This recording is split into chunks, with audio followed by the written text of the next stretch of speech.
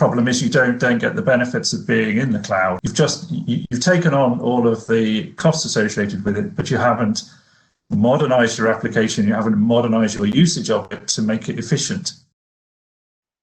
Welcome everyone, and thank you for joining us today. I am Venkat, and I lead pre-sales and solutions for persistent systems in Europe, and I will be your host today. The topic of our discussion today is around cloud and data migrations, particularly dwelling upon the experiences of our panelists on some of the challenges they see and strategies they have followed to taste success in this area.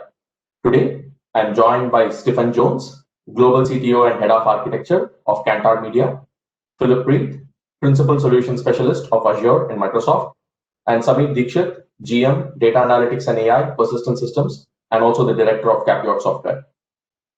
Recently, I came across a snippet which asked, who is leading digital transformation in your company? And the answer read, pandemic.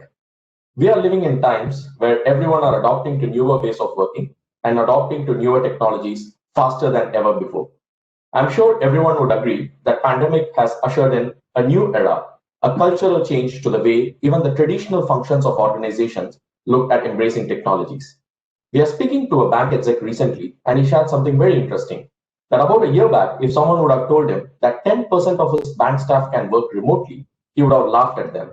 Today, the reality is more than 90% of his staff is working remotely. We see that the roles that CTOs are donning today are also fast evolving. The CTO's role is evolving from someone who looks at long-term strategies to someone who takes quick, short-term decisions, implement them, course correct them, and keep his function nimble and agile to changing needs of business, while also balancing the long-term goals. So, my first question to Stephen would be, you have donned the role of CTO and Head of Architecture for many, many years. You have also seen this role evolve. And how do you see this evolving in near future, especially with the advent of newer technologies like cloud and AI/ML? Yeah, I mean, I think I would agree with you that the CTO role is kind of, it's evolving. It's also very open to interpretation. So you find everybody has their own view of what a CTO does or doesn't do. So you end up with this a multi-dimensional role where on the one hand, there's to kind of run the infrastructure, be the technologist, the lead technologist. On the other side, there's the work with the business to enable the business. And then there's the kind of like future vision planning, where are we going? Who looks into the future for where we should be going with the technology? And then also that can be rolled in with a more operational side. How do we keep things ticking over? How do we keep the IT operational business running? How do we become more effective about how we operate? So I think you end up with those sort of 4 quadrants. And as a CTO, you cover all of them, and it's where the emphasis is, which kind of decides on which kind of a CTO you're going to be. And this shift has come, I think, away from sort of 10, 20 years ago. It was the guru, it was the technical specialist, it was the lead. And you still see that in some startups. But if you get into a more enterprise, large-scale environment, you're going to be expected to work with the business, network with the rest of the C-suite, to understand the relationships between the COO, between the CIO, with the CIO, with the CFO, with the head of product and marketing. It's a very much network integrated kind of a role. And obviously, as technologies come through, it's all these days about cloud and agility and speed and responsiveness. It's less about how do we make something bulletproof that can last for 10, 20 years. It's more about how do we respond quickly to the needs of the business. So we have to be very tight with the business. It's a very kind of, I think it's a more dynamic, more sort of outward looking than it used to be. It used to be quite inward, quite technology, and now it's what can technology do to enable the business? I mean, that's kind of where I always wanted to be, so I'm quite happy with that change, but it's definitely been a move away from, personally came through the kind of guru stage in the application world, and so I've earned my stripes, if you like, or have the scars from that experience. But you need to be able to talk to those guys, talk to the technologists, but be the kind of gateway, translator, trusted advisor for the business too. It's a good time to be a CTO, I think. Interesting. I think you made a very valid point on being the gateway between technology and the business functions. Thanks, Stephen, for that. Philip, we see that cloud has got a massive growth even during pandemic times, with some estimates pegging the number at around 30+% growth during the last 2 quarters. So from the platform side of the world, how do you see the traditional businesses approaching the movement to cloud and other new age technologies? Yeah, thank you, Venkat. Yeah, I mean, for several years now, we've seen tremendous growth across cloud platforms as more and more organizations start seeing and being able to take advantage of all those benefits. And this is only accelerated, as you said, during the pandemic. So supporting critical infrastructure and driving change in organizations is now the new normal. To coin our CEO Satya earlier in the year, I think he was saying after the first 2 months of COVID, in those 2 months, most organizations are seeing, 2 years of digital transformation and adoption of all sorts of technologies that everyone starts work from home and remotely. So it's been absolutely phenomenal. But obviously, as we start seeing these large organizations transforming their older platforms and also new startups using cloud technologies, whatever industry you're in, whatever shape, size, nature of your organization, it's really just a click of the fingers and you're there. It's a big journey. And obviously the key there is having strong foundations, from an operational perspective, skilling, but the cloud just offers so many opportunities there to fail fast, to develop, to innovate very, very quickly. And we're seeing that that link between the CTO, the IT organization, and the business almost shrink together as the IT organizations can start delivering more on the cloud and get close to the businesses. And similarly, as the business gets closer to IT, using things like low code, zero code applications going the other direction. So yeah, very, very interesting. I think you have used all the right buzzwords that I'm coming across in the recent past also about failing fast, innovation, low code, and so on. So that's a good one. So Stefan, so once an organization takes a decision to move to cloud, right, either fully or partially, what strategies do you see working? Does it become a good excuse for the CTO organization to re-architect legacy applications, which otherwise wouldn't have found budgets or takers for these initiatives? Or is it lift and shift to cloud first and then re-architect as you move along the way? So what do you see working here?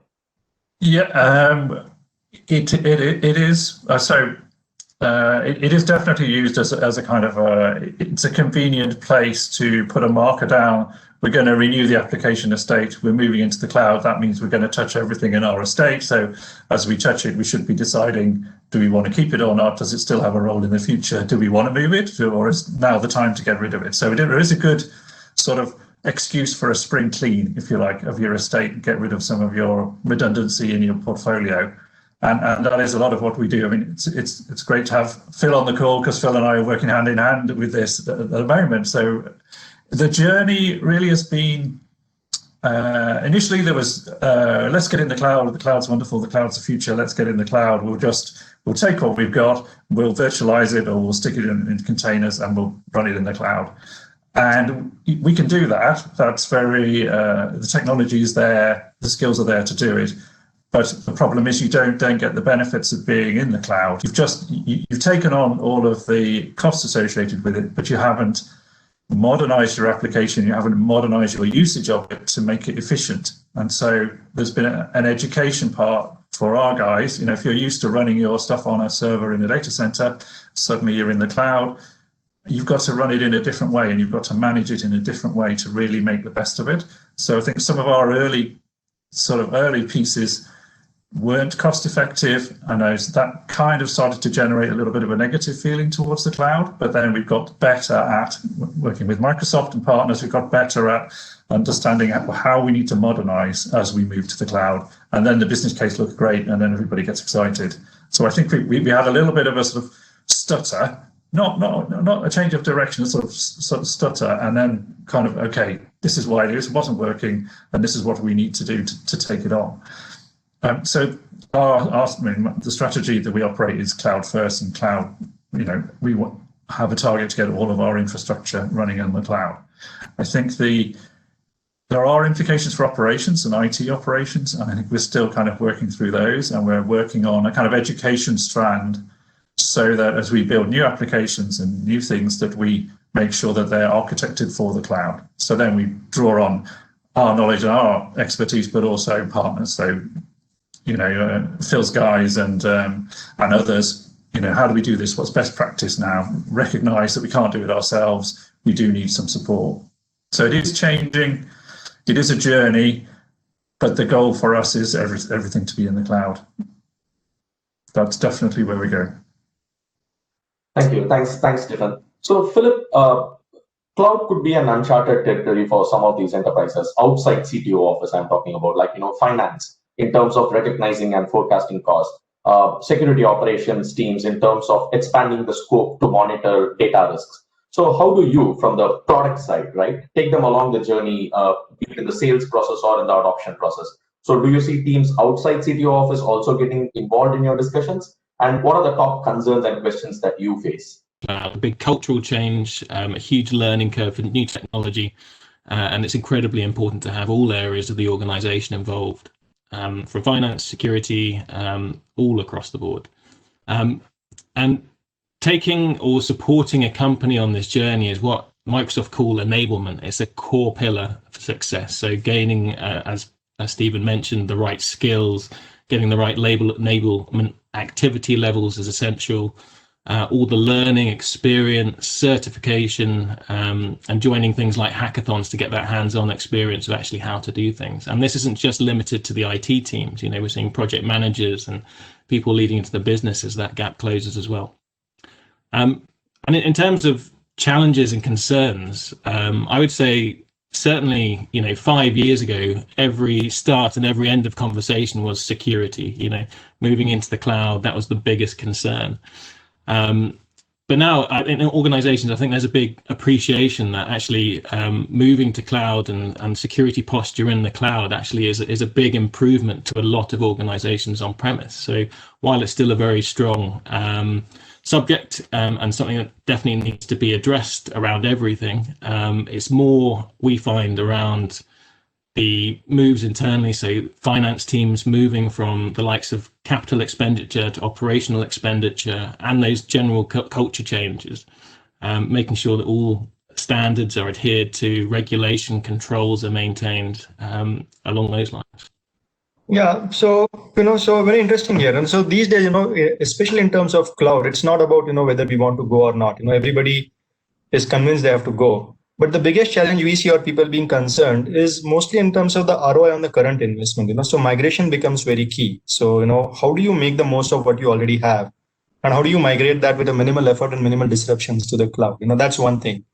The other thing we see is more and more people wanting to make their cloud architecture more composable or resilient to the future. What that means is, your stack has to be future proof in one way or the other. That has to be loosely coupled so that you can pull out something or replace it with something, because these things are evolving so fast. So serverless, or are you making the right choices? So the flexibility to be able to get in new specialized tools, and there are new coming up very often, is something which is very critical for everybody.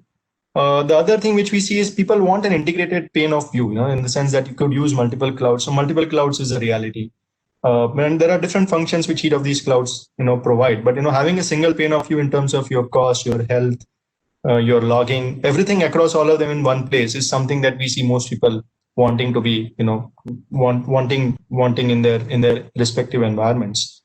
On the AI/ML side, what we see is, more and people wanting to support multiple workloads. So AI/ML for business problems, everybody knows, but people are trying to see as to how can AI/ML kind of make their operations better. So AI/ML into data management, AI/ML into data quality, making AI/ML as an integral piece of all that you do. Is something that we see as a lot of people wanting to do, because AI/ML for solving business problems is a known fact, but AI/ML to make your efficiencies, AI ops, ML ops, those are the things that we see more and more people wanting to do.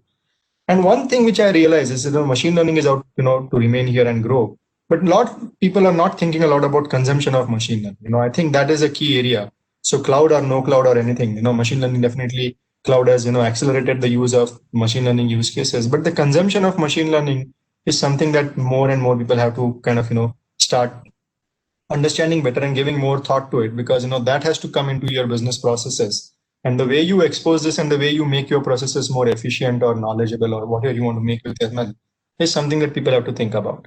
So those are the few points that I think in terms of what the cloud has done, generally for data and machine learning. Thank you. Thanks, Sameer. We're towards the end of our webinar, and I would like to all three of you this. What are your key tips or learnings for successfully adopting cloud and AI/ML? Stephen?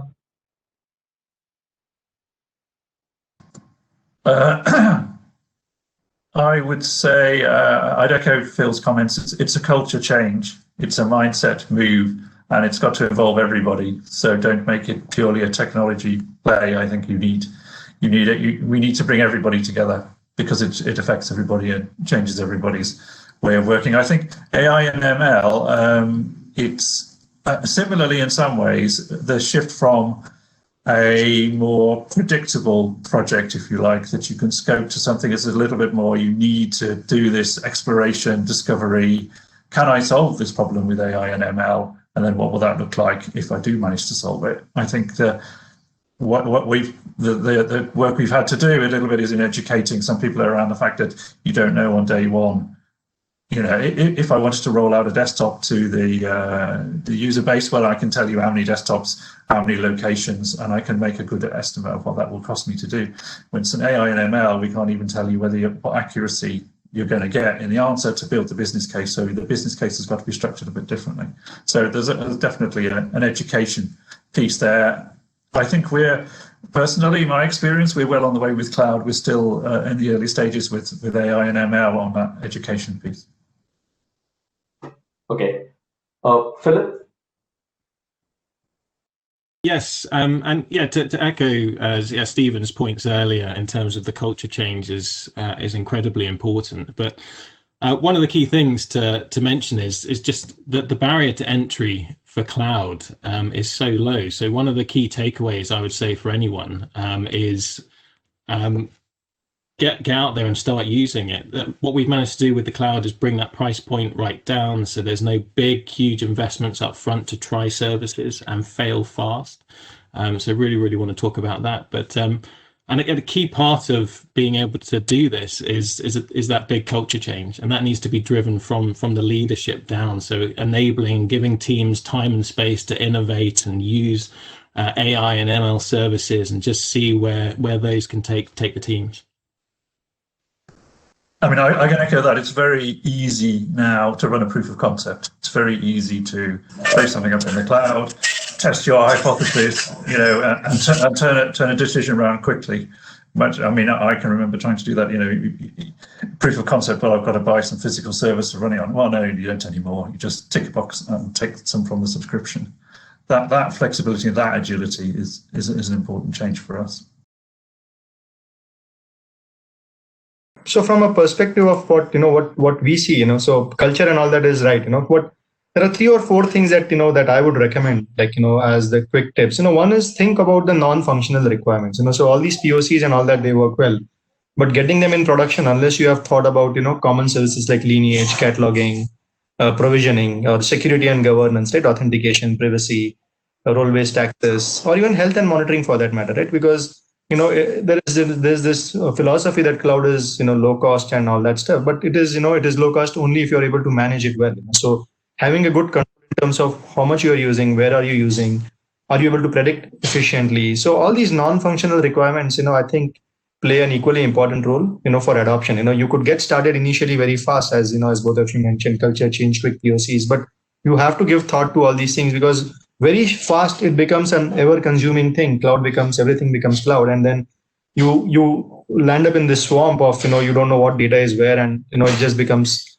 very hard to make any benefit out of that. That's what I would say in terms of the cloud. And on the machine learning side, I would really say on the same lines, like think about operationalization of machine learning. So just like you have DevOps, all this ops related stuff on machine learning is equally important. So especially in regulated spaces like finance or healthcare, wherein you are able to reproduce or ethics and bias and versioning of the data and all those things. So operationalization of machine learning is equally important. Again, it goes on the non-functional side of machine learning, but I would say that if you put enough thought and what would I say, enough manpower or budget or thought towards these areas, then then your journeys and your adoption will also go up, and you'll get the most out of what cloud has to offer.